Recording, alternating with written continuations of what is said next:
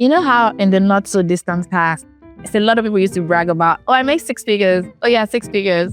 I mean, before you turn, this person is talking about six figures and that person is talking about six figures. Oh, six figures, and that was the holy grail. But now, six figures now can still feel unstable. In fact, you can make multiple six figures and still feel like, my life is sort of hanging in a balance. I understand that context can change everything, but whatever the equivalent of six figures is in your city, leave all of those things at bay and just talk flatline.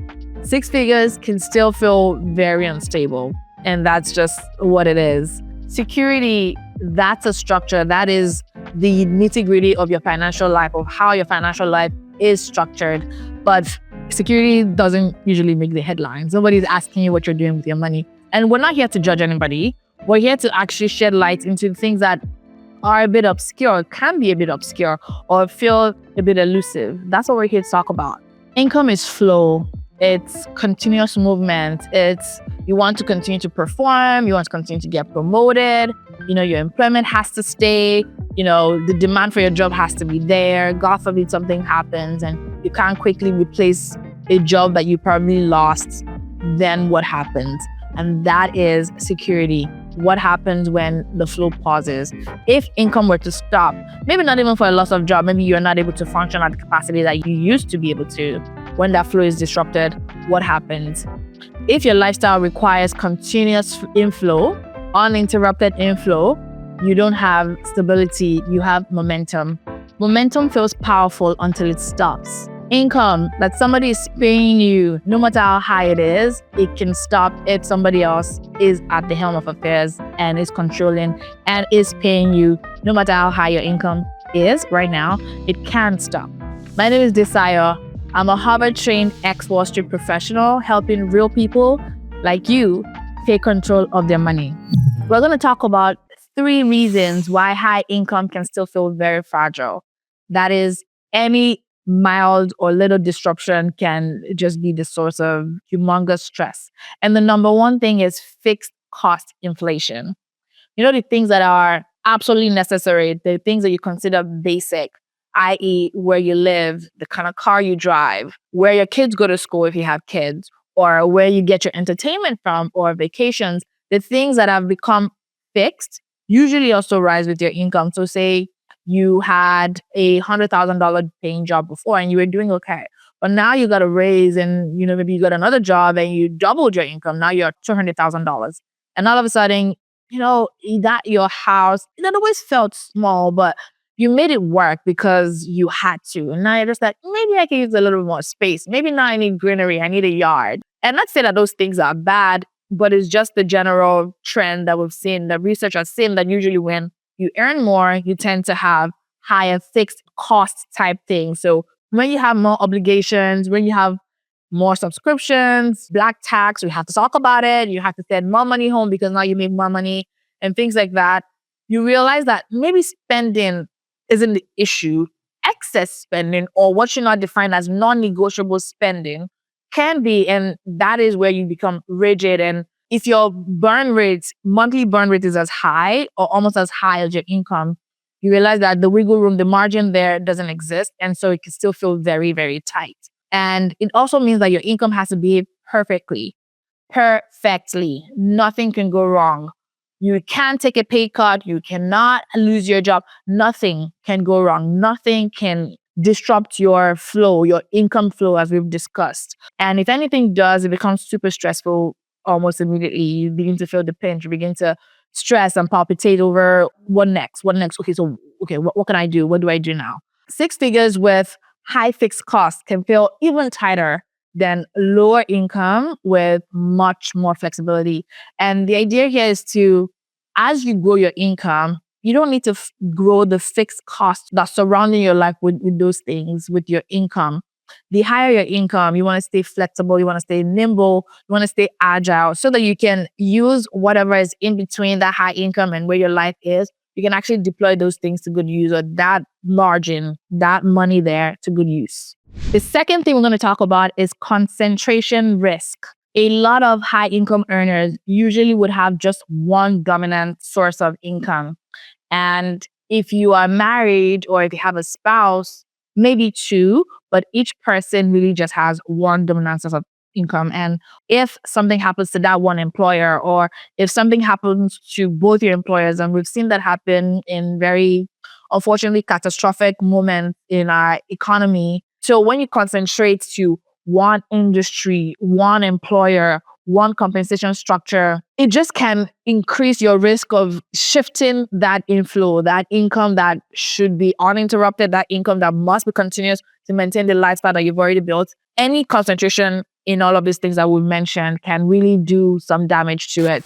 It's funny because in investing, we always preach diversify your risk. Make sure that you're not concentrated. Make sure that you're not just in Tesla. Make sure that you're not just in Facebook, because all of those things will have their bad days. But in careers, we don't. And so if your income is concentrated and your lifestyle depends on that concentration, you are very exposed. Your exposure is palpable. And so the headline number that you're reading may not tell you the full story. And my point is, don't rely on that headline number without doing the digging and understanding where are my exposures, what exactly can happen. If anything happens, am I covered? How am I thinking about this? This is me nudging you to say, all right, you want to look a little deeper in your numbers. And often the headline is great. The headline number, if it's high, that's great. But if it's low, that doesn't mean that you're terrible. It just means maybe your life needs to be adjusted. If it's high, yes, you have some wiggle room, but maybe those they don't have to be non-negotiables. Maybe you don't want to be locked into that mortgage. And the point is not that maybe you can afford the home. The point is you want to be locked in for 30 years, concentrated on one employer that maybe tomorrow wouldn't be there. I'll leave you with that question. Number 3, growth before stability. A lot of high income earners, because you have high income and you think, all right, I would continue to get this for the next 3-4 years, they're always chasing growth before liquidity, before some type of stability. And if you haven't watched that video, I'll link that video, down below, or actually maybe above here somewhere. So you go and watch it. It is very important that you build some level of stability, optionality before you're chasing growth. But a lot of high income earners, and I can understand why, I can totally see things from their perspective, will chase liquidity quickly and things are just not going as quickly. And I've heard, oh my goodness, horror stories, pathetic stories that would affect anyone. And now you are overexposed, even more exposed, because now you have nothing to sit on, you have nothing to fall back on. Another thing is that people do over leverage investment. So you're taking margin, and you're taking margin on all your positions, on all your exposures, and you're like, maybe if I do this and if I run this, it makes mathematical sense and the theory makes sense. And then something happens to earnings and you're like, where do I go from here? What do I do now? And then people also do speculative stocks. And not to say that you shouldn't, because a lot of those stocks can really give you outsized returns that, maybe more stable companies can't. But if you then overallocate an oversized part of your portfolio into these speculative stocks, that may expose you a little bit more than you need to, especially when you've not already solved for stability, optionality before chasing these returns. Growth without liquidity is using leverage without margin for error. And that margin for error can be everything. That margin for error really can be a lifeline sometimes. I mean, it works. If everything goes as planned and you know the future, absolutely works.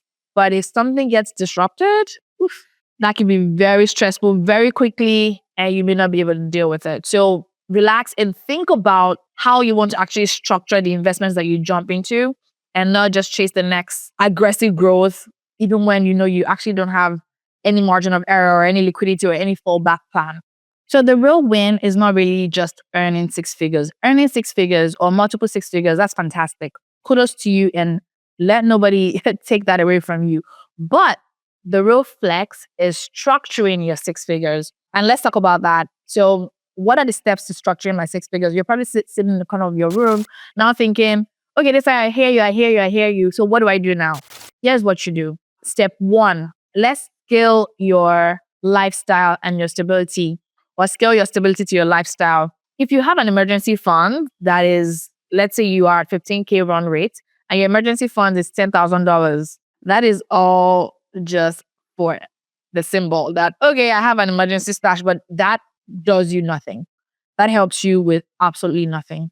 It doesn't do much for you, because if the need actually arises, where's the extra 5K going to come from? Your liquidity, i.e. your emergency funds, your 3 to 6 months emergency funds, ideally, especially if you want an uninterrupted lifestyle, it should be 6 months. Try and get it to 6 months. Your liquidity, you want to make sure that it can actually reflect your reality. that it can absorb the life that you continue to want without panic, without stress. And so if your monthly run rate is 5K, your 6 months emergency fund is 5 times 6. If your monthly run rate is 15K, your 6 month runway is 15 times 6. No questions asked. It's the life you chose. It's the life you built. And the structure that you need is to make sure that whatever that honest number is, pick that number and multiply it by 6. And the number that you get, that's the number that needs to be stashed away as your emergency 6 months emergency funds. Optionality at 6 figures means that if push came to shove, you can leave a job, you can leave a bad deal, you can leave a city if you had to, you could leave a bad environment, something that doesn't serve you. And if you can't do all these different things and you're making 6 figures, your income may be high, but your flexibility is very low. And then you have no optionality. You haven't built a life that can give you choices. And I know this is very sensitive. I know this is hard to hear, but I'm your friend and I'm here to help you. I'm here to tell you the truth. And I'm also preaching to the choir. I'm telling myself the same exact thing. If you're making 6 figures, what's the point if you can't really have options with your life?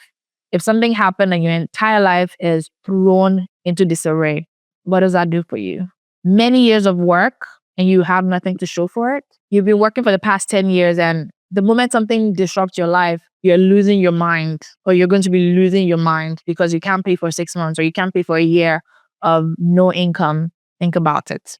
In fact, optionality creates negotiating power with employers, with people on the other side of the table that you're trying to do a deal with life. It gives you the option to walk away because you have another alternative. You never have alternatives and you're desperate. Your hands are tied. You're going to take what the other person presents to you. You're not going to be able to say, you know what, this doesn't serve me, or this is not my worth, or do this, or, the deal is off. And my point is, if you're already making 6 figures and you can actually get yourself there, why not? Why not? Why not? What's stopping you? Build yourself a life of options. And a flexible life cannot be underrated. Step 3, intelligent growth. Growth belongs on top of stability and optionality, but not in place of them. You can't say you're chasing growth and you don't have those two. But you want to make sure that you also can diversify. You have enough to diversify. I mean, if you're only diversifying $1,000, you're just fragmenting at that point. You're not diversifying. But if you have something sizable and you can put something sizable away, yes, you can then talk about getting significant exposure to certain assets and diversifying across those assets, if that makes sense. You also can begin to use leverage, but intelligently. You can measure the leverage that you're using. Okay, I'm going to take some margin, but I'm going to take margin against 30% of my portfolio instead of 100% of my portfolio because 100% of $2,000 is just $2,000. But imagine 30% of $100,000 is $30,000, and now you're talking. So we talked about diversification. We talked about using leverage intelligently. Let's talk about liquidity buffers. Again, you want to make sure that you have money that you can access. That if anything happened and your back was against the wall, a deal doesn't go through, or a deal falls apart, or you need a health break, because that is a thing, that you have liquidity to address those things. Your liquidity buffer is such a lifeline.